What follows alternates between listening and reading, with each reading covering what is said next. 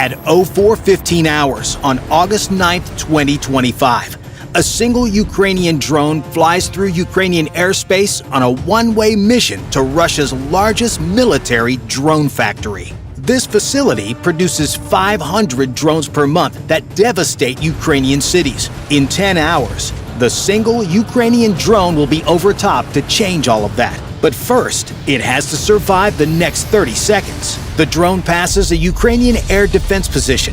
No IFF transponder, no data link, no identification. Just steady flight that looks exactly like a Russian attack. The Ukrainian Gepard's radar locks on immediately. Twin 35mm cannons swiveling to track. Fire control computer calculating the intercept solution. 8 kilometers now. The operator stares at his scope. The contact matches a Bayraktar TB2 profile. Russians had captured TB2s before and turned them against Ukrainian forces.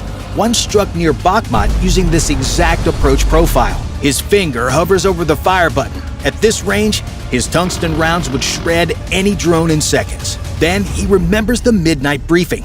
From 0420 to 0430 hours, do not engage aerial targets at 150 meters altitude, plus or minus 5 at 150 kilometers per hour, plus or minus 10 through these exact coordinates. No explanation given, no context provided.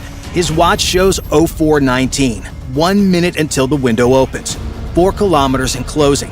The fire control shows 94% hit probability, every instinct screaming to engage. The system tracking it was a Ukrainian Gepard SPAG, self-propelled anti-aircraft gun. Those twin 35mm Oerlikon autocannons could pump out 1,100 rounds per minute, each shell containing 152 tungsten sub-projectiles. The ammunition detonates at a predetermined distance, creating a lethal cloud precisely where the target would be. No drone could survive flying through that tungsten storm. 8 kilometers now. The fire control computer was already calculating the position, but something nagged at the operator. Ukrainian drones launched at night for dawn strikes, not at 0415. They flew high to avoid friendly fire, not at 150 meters where every gun could reach them. 7 kilometers. The radar painted it clearly. 12-meter wingspan, twin boom configuration. Definitely a Bayraktar, or at least what he thought was a Bayraktar. Russians had captured TB2s before and turned them against Ukrainian forces. One had struck near Bakhmut last month using Russian flight patterns, but this one maintained Ukrainian approach protocols while flying toward Russian territory. 6 kilometers out now, the drone maintained course like it was on rails. No evasive movers like reconnaissance drones performed. No altitude variation to avoid detection. No electromagnetic emissions at all. At 150 meters, every Russian position would see it once it crossed the lines. This was an exposure profile that made no tactical sense, unless the drone didn't plan to return. 5 kilometers, 0420 hours, the window was active. The operator's hands tensed the controls. If this was a captured Russian TB2, he had seconds to stop it. If this was a Ukrainian mission, he'd ruin the mission it was on.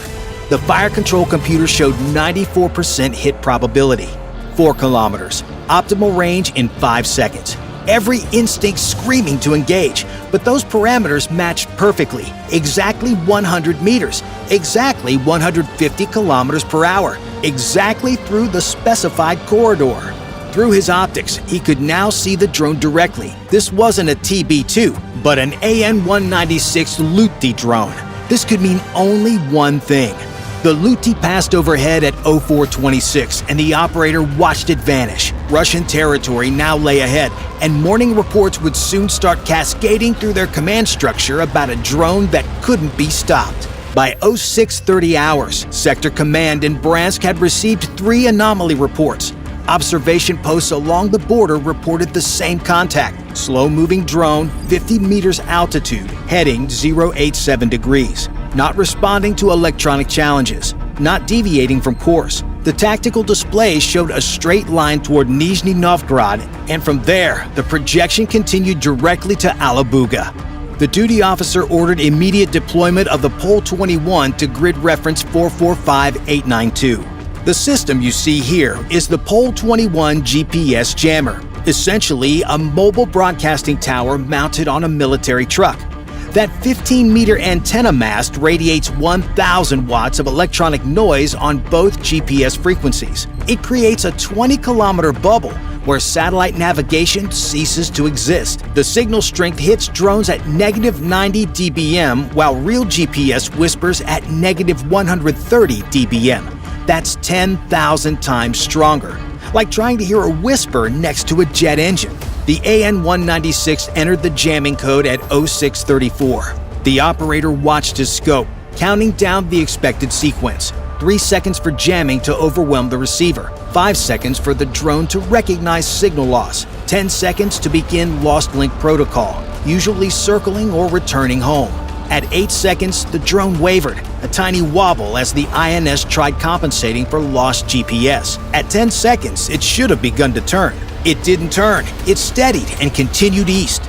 The operator switched to spoofing mode. Now, the Pole 21 wasn't just jamming. It was broadcasting false satellite signals that would convince any GPS receiver it was 500 kilometers from the actual position. The drone would start correcting toward this phantom location, gradually flying off course until fuel exhaustion. The Liutyi ignored the false signals completely. Analysis of its flight path revealed something sophisticated. The drone wasn't simply following the railway, too predictable, too easy to ambush. Instead, it was using multiple terrain references. Follow the M3 highway for 10 kilometers. At the distinctive S-curve near Seltso, adjust heading 15 degrees north. Track power lines until they intersect the river. Cross at the 3-span bridge, not the 2-span. Each waypoint chosen for uniqueness, impossible to confuse. Visual navigation meant complete autonomy. No GPS to jam, no control to override. The Russians had spent $8 million per Pole 21 unit, thousands of engineering hours perfecting GPS denial. Ukraine had defeated it by teaching a drone to look where it was going. The alert went to Nizhny Novgorod's S-400 battery. Drone inbound, ETA 0945, preliminary warning to Alabuga. Possible drone incursion, confidence moderate, arrival estimated at 1150 hours. By 0800, Russian electronic warfare operators were tracking something that shouldn't exist. A drone navigating precisely through GPS darkness, following highways, rivers, and power lines like a tourist with a perfect map. Each checkpoint bringing it closer to Alabuga, where 5,500 Shahed drones waited in warehouses before their deployment over Ukrainian skies. At 0945 hours, the S-400 battery near Nizhny Novgorod had been tracking anomaly reports for 3 hours. Bryansk had lost a GPS-immune drone heading their way. Now their radar would find it. The system you see here is the 92N6E Gravestone radar, the S-400's eyes.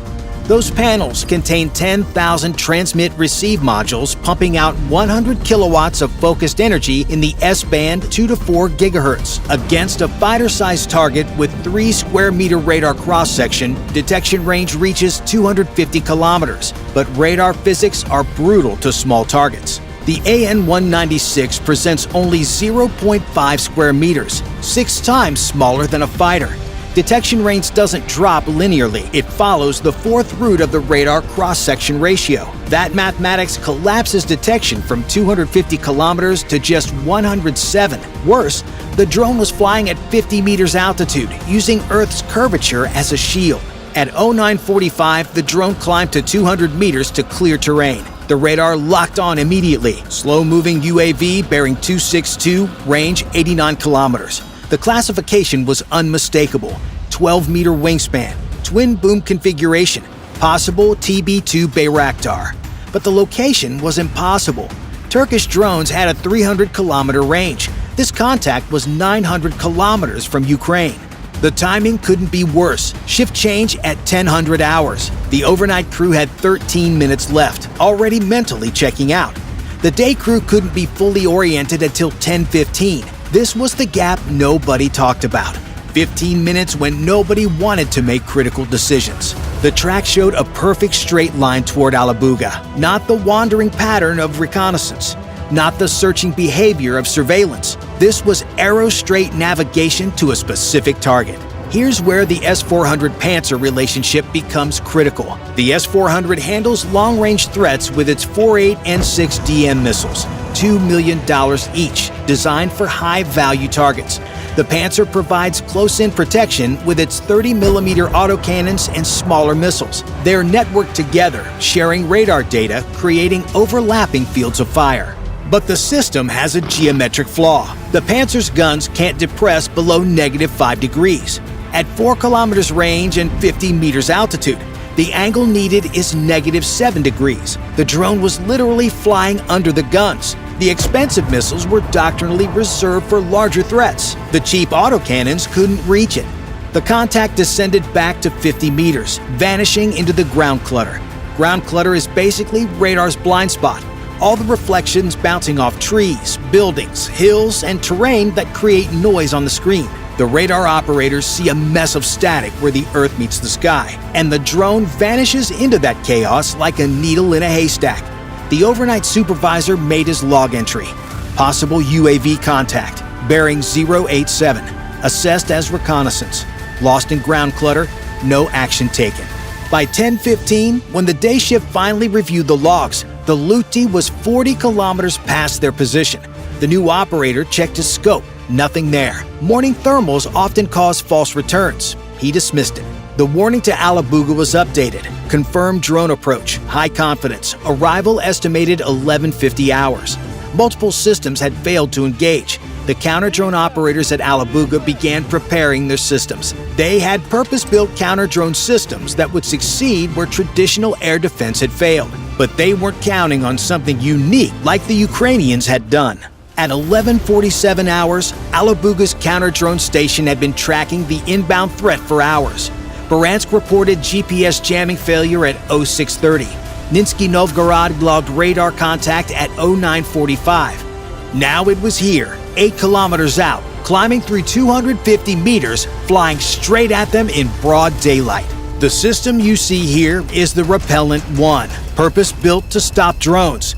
That directional antenna focuses 500 watts into a 30-degree cone, overwhelming any drone receiver within 2.5 kilometers. The system's computer contains 10,000 command protocols. Every frequency, every standard, every override command ever used by drones.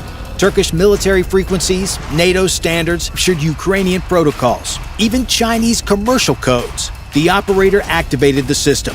500 watts of electromagnetic energy slammed into the drone, cycling through all 10,000 commands in 4 seconds. Return to home. Land immediately. Enter hover mode. Switch to manual. Emergency stop. Every possible override transmitted in every possible format. The AN-196 flew on unchanged, straight, level, mechanical. Frequency hopping attack came next. The system began hitting specific frequencies at microsecond intervals, trying to catch the drone between hops. Even encrypted military systems could glitch if you hit the right frequency at the right microsecond. This had worked on drones before that thought they were jamming resistant. No response. 5 kilometers and closing. The SERP VS-5 GPS spoofer joined the assault, broadcasting false satellite signals at -100 dBm, 1,000 times stronger than real GPS, creating a phantom position at 500 kilometers away, then gradually walking it back to trick the drone into turning. This had never failed against GPS-guided systems. The drone maintained its course, 3 kilometers. Analysis of its approach path revealed the horrifying truth. The drone was following visual landmarks: main road to the water tower, adjust at the railway junction, correct at the river bend. Pure optical navigation comparing terrain to stored imagery. But that wasn't the worst part. Inside the drone, there was no sensor ball, removed. No satellite communication dome, gone. No antenna arrays, cut off. Extra fuel tanks welded where equipment should be. The control receivers weren't just disabled, they'd been physically removed. Antenna cables cut and capped, radio modules uninstalled. There was no RF pathway into the flight computer. They were trying to hack a drone that had no connection to hack.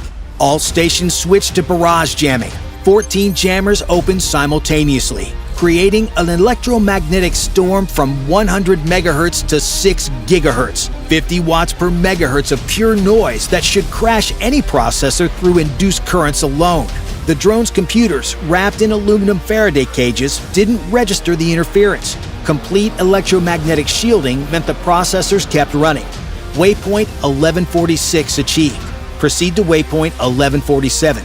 Initiate terminal dive. At 11:52, high noon, the AN-196 punched through the anti-drone mesh at 180 kilometers per hour. The steel grid, designed for 5-kilogram quadcopters, sheared instantly against 700 kilograms of aircraft. The thermite warhead penetrated the warehouse roof.